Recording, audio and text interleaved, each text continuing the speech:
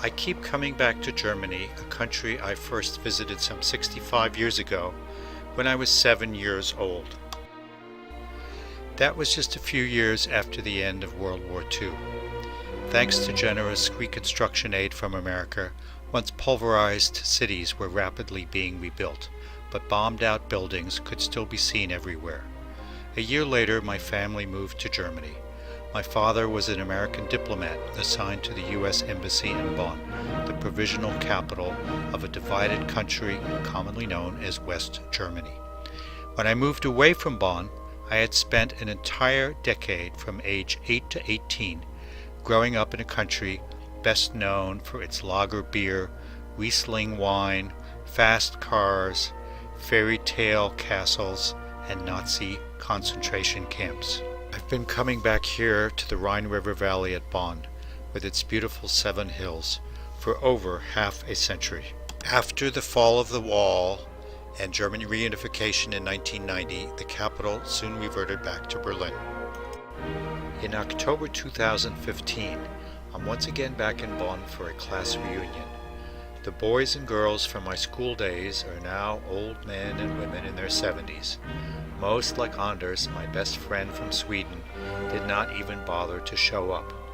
I'm looking forward to seeing my old classmates, a few good friends in Hamburg, and my sister's family in the nearby town of Stade. Over 2,000 years ago, Roman soldiers were stationed here for several centuries. Today, Bonn has a population of 300,000, but it's well off the beaten path for most foreign tourists. It's a sleepy town that's perhaps best known for its 200-year-old university, whose main offices are in the Prince Elector's former palace. Its notable alumni include Karl Marx, the father of communism, as well as the poet Heinrich Heine and the philosopher Friedrich Nietzsche. Da gibt es doch diese große Terrasse zur Rhein runter, ne? Ja, wo der Karl Marx schon gegessen hatte. Echt? Ja, und Heine und Nietzsche. Das gewusst. Dann hätte ich da auch gegessen. Bonn is situated along the Rhine River with its heavy traffic of pleasure boats and barges. I used to walk our dog or ride my bike along the banks of the Rhine every day. Even as a boy, I was aware of just how fortunate I was to be living in such a beautiful area. There are 2 large public squares in Bonn. One is in front of the Rathaus, the 18th century city hall. A popular site for farmers' markets and street festivals, it's just 2 blocks from Beethoven's birthhouse and probably hasn't changed too much since then. As a teenager interning with CBS News, I helped cover the French president's historic 1962 state visit. President de Gaulle was enthusiastically received when he addressed the huge crowd in German from these steps. The event reflected post-war reconciliation between these 2 historic enemies, a huge step toward creating what would become the European Union. Bei seiner der hat doch eine Rheinzeitung, Ja. Karl Marx. Und jetzt gibt es eine neue Rheinzeitung. Seit, ich weiß gar nicht, seit wann die wieder existiert. Haben irgendwelche Linken unter Berufung auf Karl Marx wieder neu rausgebracht. Die ist auch, hat auch teilweise sehr gute Artikel, die so in anderen Medien nicht erscheinen. Investigative Sachen oder ausführliche Hintergründe.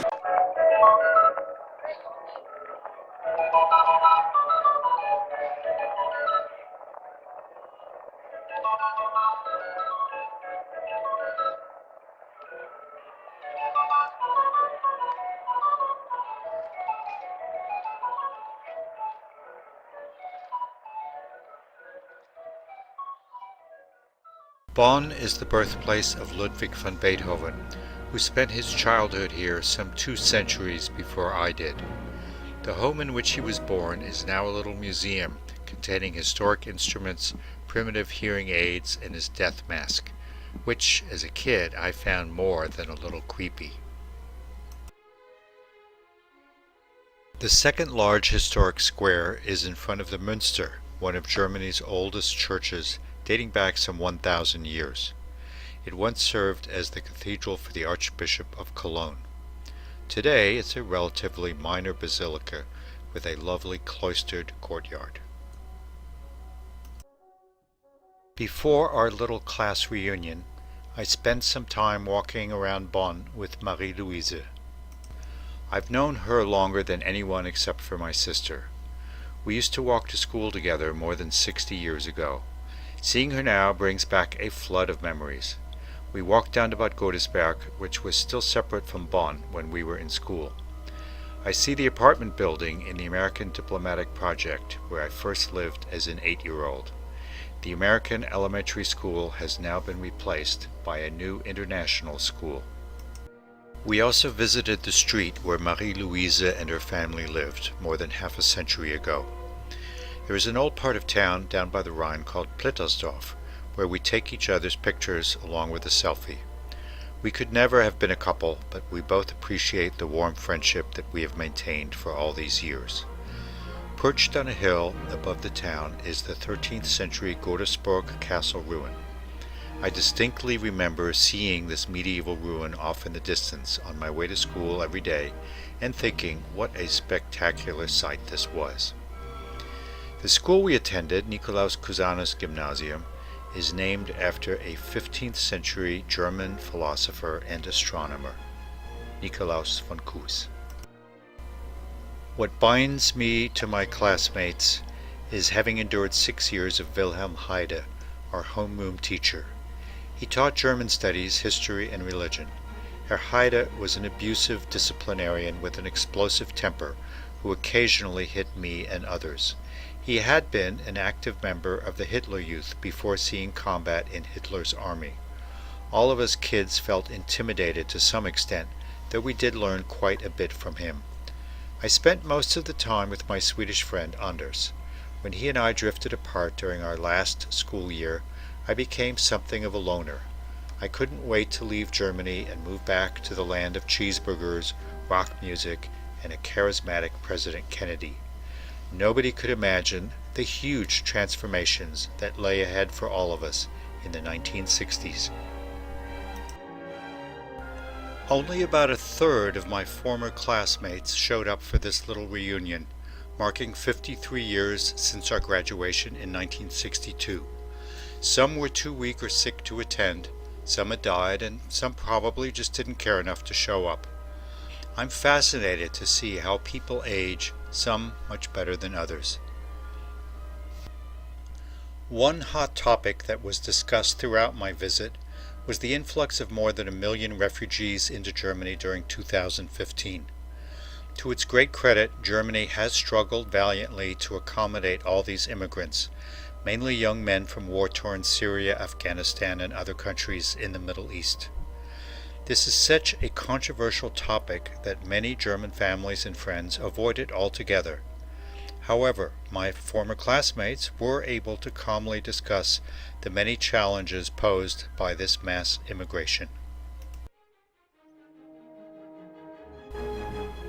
Marie-Louise and I took a train to Berlin, where I stayed for the next few days. Along the way we saw many wind turbines, all part of Germany's historic Energiewende, the Merkel government's huge shift away from nuclear and fossil fuel to renewable energy.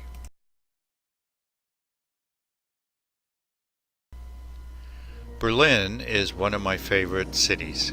I visited here many times in my childhood and then spent a year studying at the Free University in West Berlin half a century ago. Meine Damen und Herren, wir erreichen unseren nächsten Halt Berlin-Spandau. Der Bahnsteig in Fahrtrichtung links. Like New York, it's a vibrant, multicultural center for the arts, politics, and business, with centuries of fascinating history. We arrive at the Berlin Hauptbahnhof, Berlin's main train station and one of the most striking new buildings there.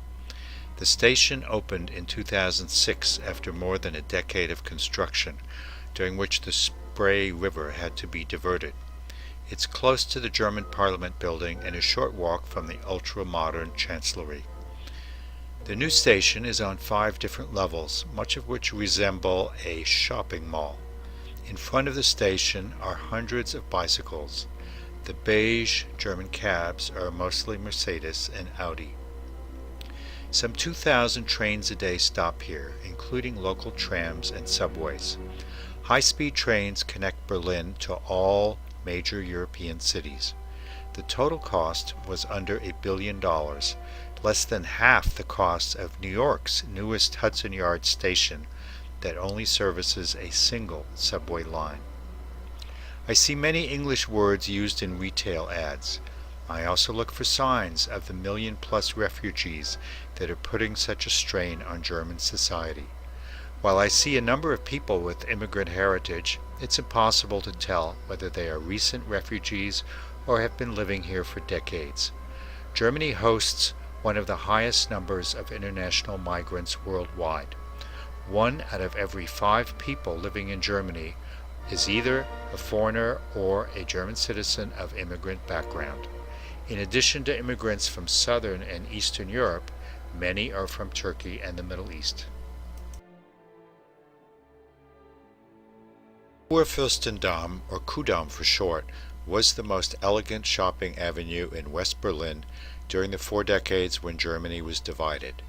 After unification in 1990, the city's center moved to what used to be in communist East Berlin. Marie-Louise lives near the Kudamm, just off the beautiful square surrounding St. Ludwig's Church. She obviously loves her neighborhood, though it's quite a shift from her previous residence in London. Eine öffentliche Toilette ist und ein Bestattungsinstitut. Wirklich? Ja. Manchmal praktisch, aber manchmal nicht. We walk to the Jewish Community Center on the grounds of the former Fasanenstraße Synagogue, once the grandest in all of Berlin. The original synagogue building was destroyed during the Kristallnacht attack in 1938. Marie-Louise reintroduced me to Constanze, a real German princess with whom she has stayed in touch since our school days in the 1950s. She drives a tiny car and lives in a comfortable apartment in a beautiful old building. Her father, Hubertus Prinz zu Löwenstein, was a noted historian and politician who had been an early and outspoken opponent of Adolf Hitler. He was forced to leave Germany in 1933 and spent the war years in New Jersey, where Constanze was born. Now retired, she teaches German classes to Syrian refugee children. Nicht sehr schön im Vergleich zu der amerikanischen Küche. Oh, ich finde es wunderschön. Das ist hübsch da hinten. Das gehört zum Haus. Aha. Da können alle immer sein. Nimmst du Zucker und Milch? Nein, wenn es Kaffee ist, dann Milch. Berlin is a great city at any time of the year, but it's especially beautiful in the fall.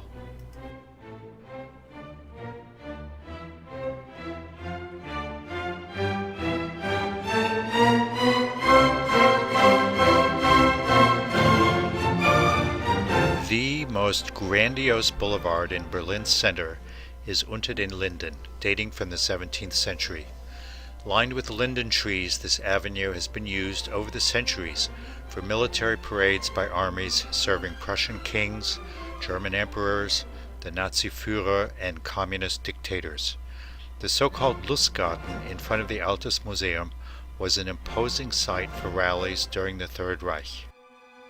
The Berlin Cathedral was an architectural monstrosity when it opened in the late 19th century. It was heavily damaged in World War II and remained closed until reconstruction was completed in the early 1990s. The most important building being reconstructed is the City Palace. The original 18th century structure was home to Prussian kings and German emperors.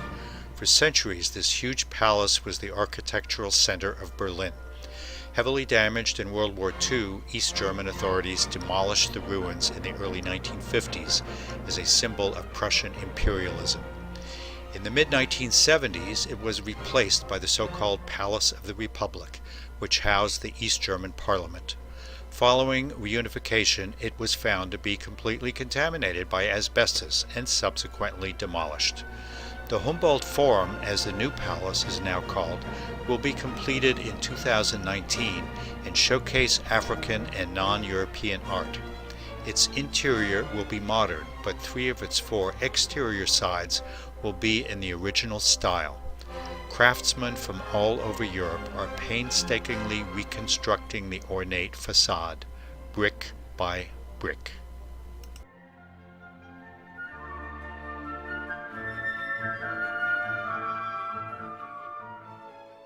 One of the remarkable things about German cities that always amazes me is how well they manage traffic flow. We're looking at the main boulevard in Germany's largest city, and traffic is flowing smoothly.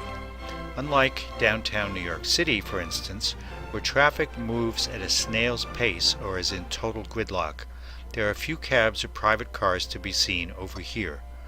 Berlin's 3.5 million inhabitants efficiently get around town by subway, bus, and tram, while what vehicular traffic there is moves briskly. In the Gorki Theater, I saw a new play by Sibylle Berg, one of my favorite contemporary German authors. Walking down Unter den Linden past the Humboldt University leads to the Brandenburg Gate, a tourist attraction for centuries. When I was growing up, the gate was on the strip of land dividing East and West Berlin, the so-called Death Zone. 50 years ago, Elaine and I met in Paris. She was a college senior and I was a graduate student. In early 1966, she came to visit me for a few weeks in Berlin. By the end of the year, we were married at age 22. The Pariser Platz, the large plaza in front of the gate, was renamed 200 years ago to celebrate the overthrow of Napoleon. After unification, it has again become one of the hot spots in Berlin.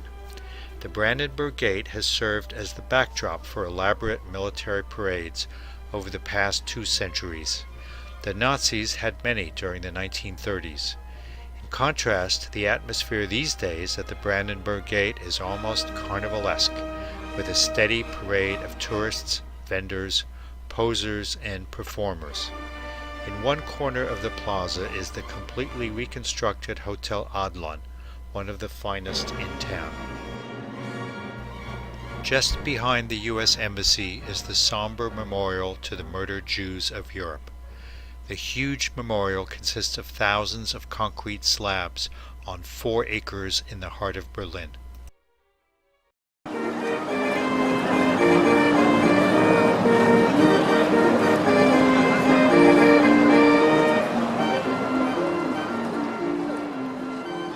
On the other side of the Brandenburg Gate is the Tiergarten, now the largest city park. Brandenburg nobles had their hunting grounds here in the 16th century. A new memorial in the park, unveiled 3 years ago by Angela Merkel, is dedicated to the hundreds of thousands of Roma and Sinti, or Gypsies, murdered by the Nazis. A few steps down the street is the German parliament, the Bundestag.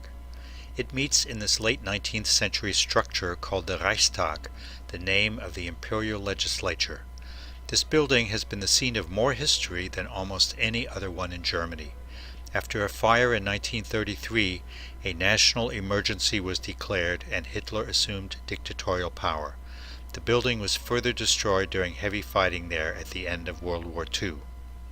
In 1987, 2 years before the opening of the Berlin Wall, a huge concert by David Bowie, Genesis, and the Eurythmics provided a whiff of freedom to young East Berliners straining to hear the music from the other side of the wall. The police's heavy-handed effort to push them away from the wall led to a near riot. Before extensive renovations began in the summer of 1995, the artist couple Christo and Jean-Claude famously wrapped the Reichstag in synthetic fabric and tied it up with 10 miles of rope. Current Reichstag is a fine example of an old-fashioned exterior combined with a newly constructed modern interior.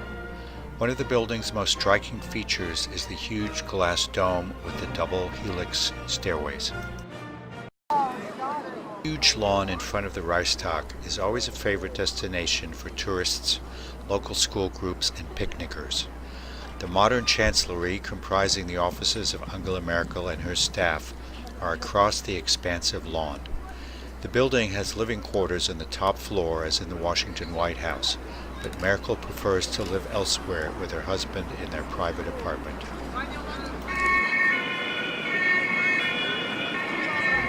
Back in the main train station, I'm ready to move on after 3 days in Berlin. The station is like a giant shopping mall. Not so evident are traces of the many refugees currently putting such a strain on German society. I try to record their presence as unobtrusively as possible. This blonde train conductor reminds me a little bit of the woman who has been heading the German government for the past decade. It probably won't be long now before America also gets its first female head of government.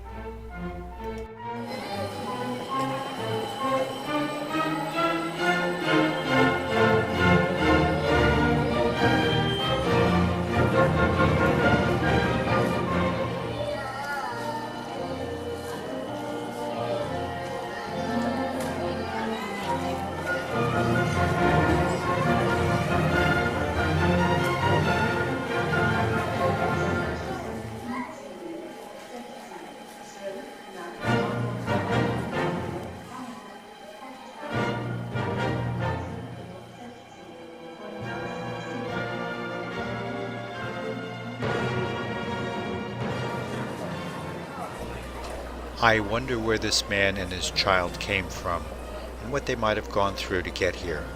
Surely they are the lucky ones. Here's my train to Hamburg. Time to get on board.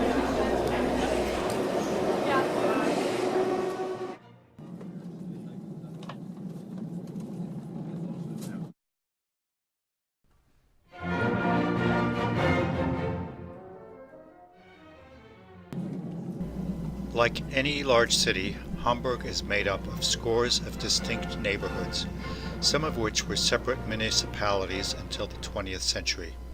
The one I'm most familiar with is Altona, which started as a fishing village in the 16th century and did not become part of Hamburg until 400 years later. The part of Altona that I know best is Ottensen. It is 2 centuries older and used to be bigger than Altona. Today, Ottensen comprises about 1 square mile and is home to some 33,000 residents. 1 out of every 5 or 6 people living here are immigrants. This is about average for contemporary multicultural Germany, which is becoming more diverse every year. Ottensen has several main pedestrian zones where traffic is heavily restricted to delivery vehicles. Sidewalk eateries and other small stores flourish. Unlike downtown Hamburg, which was largely reduced to rubble by Allied bombing in the 1940s, Ottensen contains a huge inventory of beautiful old buildings. Less attractive is the graffiti that can be seen throughout Germany, especially in the big cities. Building owners take great pains to remove it, but like a virus, it just keeps coming back. 2 homeless people are bedded down right next to a bank entrance. I see far fewer homeless people in Germany than I am used to encountering in New York. Many of them have large dogs and engage in public drinking, which is not prohibited here. 20 years ago, the proposed Mercado shopping mall was the subject of fierce opposition by local retailers. More importantly, there had been a Jewish cemetery here for 250 years before the Nazis closed it and built an air raid bunker on the site. After years of legal wrangling, a chief rabbi in Jerusalem decided that the project could proceed without the planned underground garage. The Altona train station is also a transportation hub for a number of subway and bus lines. The original station was built in 1844, when Altona had its own railroad company. Since then, there have been several successive stations. Now, there is a proposal to move the current Altona station and replace it with an apartment building.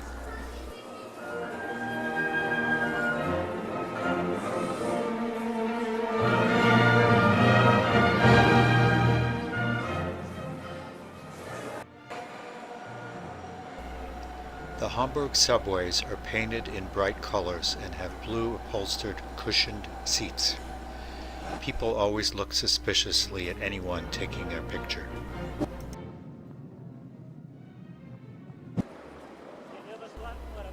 The main train station in Hamburg, the Hauptbahnhof, is an enormously efficient through station, meaning trains don't have to turn around the way they do in New York, Washington, and elsewhere. This ad for fruit spread uses North German dialect to suggest that their mass product contains the wholesome goodness of Grandma's home preserves.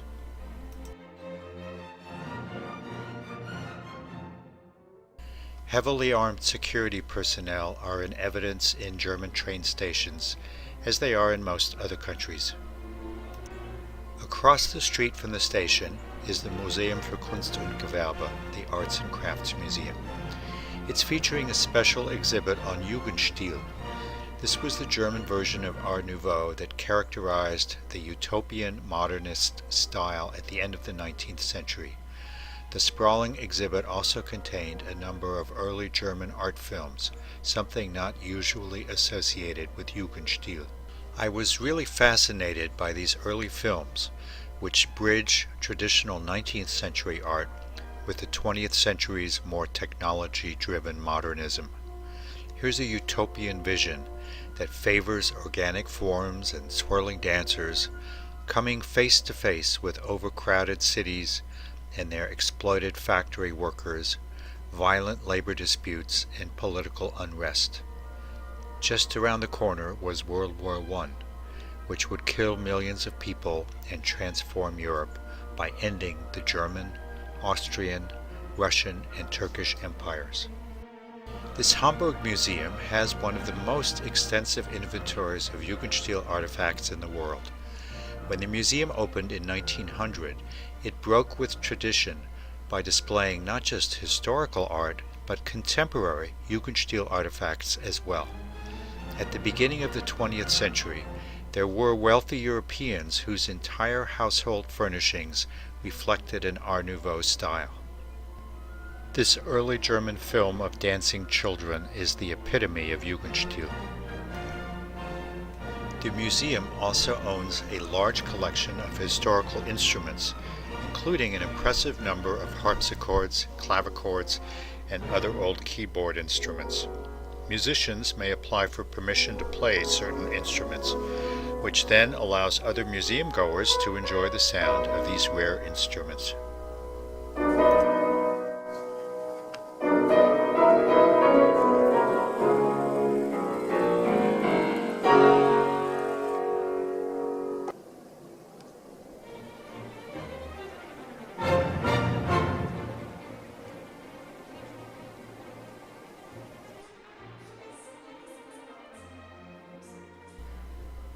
In a quiet corner of the museum, I watched a number of award-winning television commercials. This one is for Heineken beer.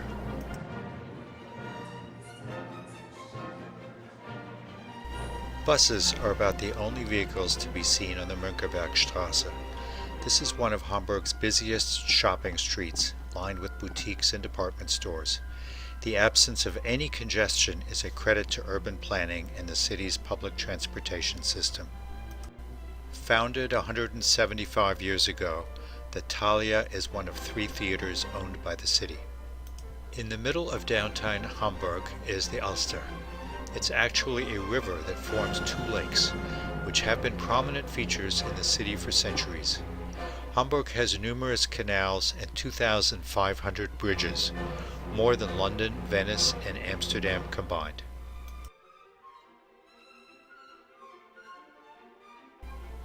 Hamburg boasts Germany's largest and most active port. The city has been trading internationally since it was a key member of the far-flung Hanseatic League in the Middle Ages. Overseas trade has brought immense wealth to the city, which today has the largest number of millionaires in Germany. The richly decorated Rathaus, City Hall, reflects Hamburg's prosperity and economic power at the end of the 19th century. For 700 years now, Hamburg has been a free city, which means It has enjoyed self-rule without being under the thumb of any prince or noble dynasty. Its foreign trade has also made it Germany's most socially progressive and cosmopolitan city, which is evident everywhere.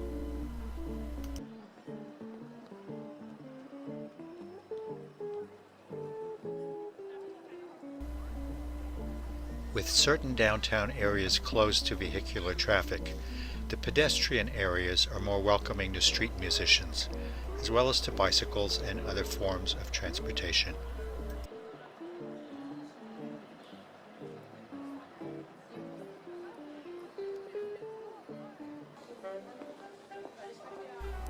As night comes to Ottensen, there's a flurry of pre-dinner shopping.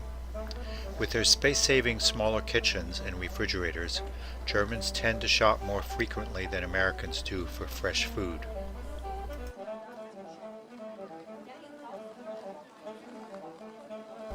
These homeless folks obviously prefer to sleep on the sidewalk by the bank than to seek refuge from the late October cold in one of the city's many public shelters. Maybe it's about freedom. Maybe freedom is also what's motivating this store owner to feature underwear and a bicycle in this shop window.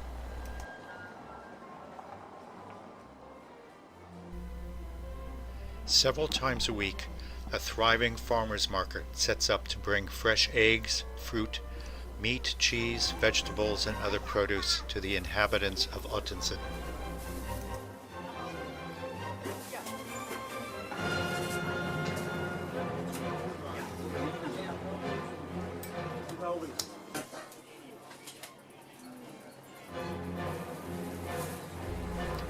The Art Nouveau-inspired Dammtor is the smallest of Hamburg's 4 intercity train stations. It's located just a few blocks from the convention center and the university. For almost 25 years, I've been friends with Trygve and his partner, Donald. They helped me get to know Hamburg and feel at home when I ran a summer language program here for American students back in the 1990s.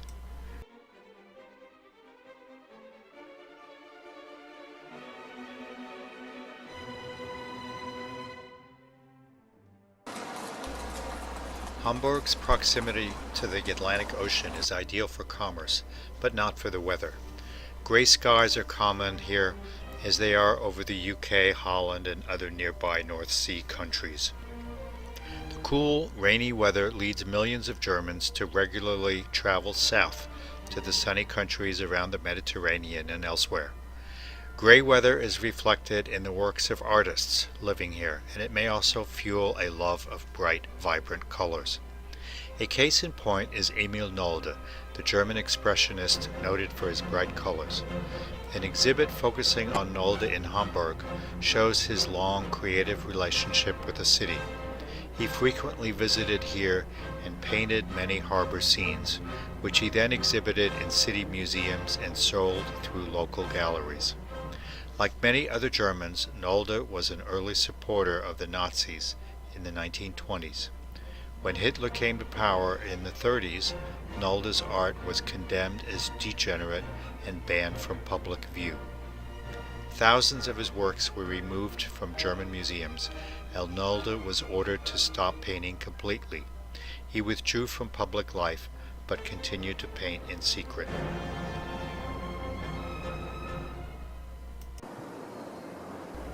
The spacious apartment that belongs to my friends Donald and Trygve is on the top floor of a 19th century building in Ottensen. The view from their terrace over the rooftops is exquisite. There seems to be no effort to remove the homeless couple living in front of the bank. They are sound asleep as I head for the train that will take me to Stade, a lovely little town an hour north of Hamburg. I enjoy watching other passengers and the flat countryside outside the window. I am also transported away from my immediate surroundings and into another realm by whatever book I happen to be reading.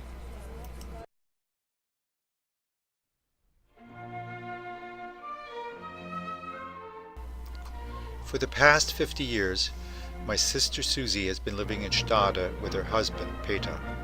He's now a retired doctor and has lived here most of his 80-plus years, as did his father before him.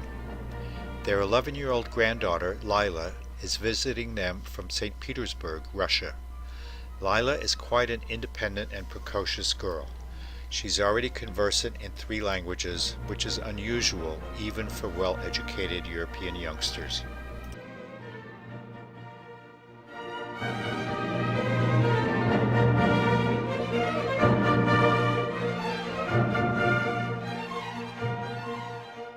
Susie and Peter's house has a modern design and differs markedly from most other houses in the area, which typically use red brick. One of their passions is gardening, most visible from the back of the house.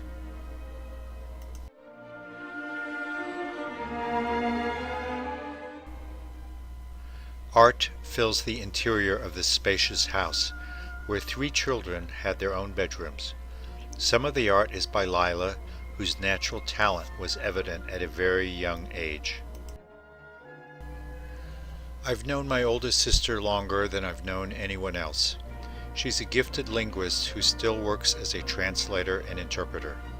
I admire her great cooking and am more than a little envious of all the time she gets to spend with her half-dozen grandchildren. And here, you can see, I think this is fantastic.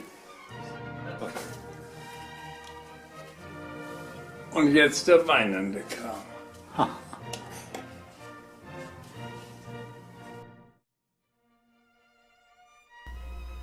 Peter is obviously very proud of his granddaughter's artwork. I too am genuinely impressed by the many examples of her art that he shows me.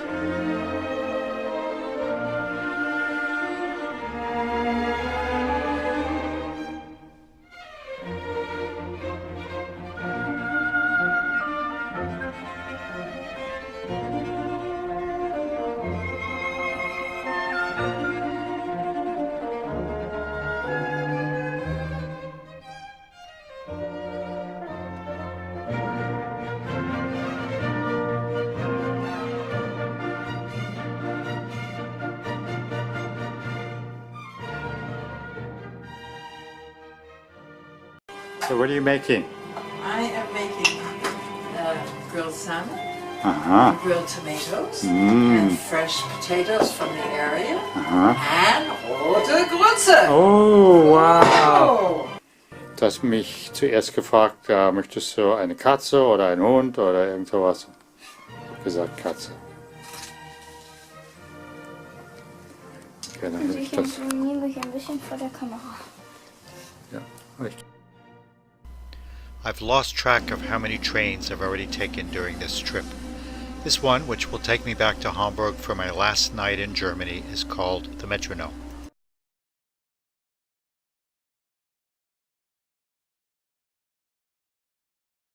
Party time in Hamburg at the Albaton Bistro. We're celebrating Hannelore's 80th birthday. Her daughter, Katrin, is hosting the party at the restaurant she manages. Hannelore has dealt with huge tragedies and challenges in her lifetime, but tonight she's in great form. If the secret of life is enjoying the passage of time, my week in Germany has focused on the passage of time in a country that I've experienced since childhood. The passage of time can be seen everywhere, in museums that collect artifacts from the past, in historic buildings, in a royal palace being rebuilt to display African art, in the influx of refugees who will forever change the German population. I see it in my brother-in-law and Hannelore, now both in their 80s. I see it in my sister, in her artistic granddaughter, in myself spending time assembling these disparate impressions and recollections. Time to leave Germany and time to return home. Groß sein Leben,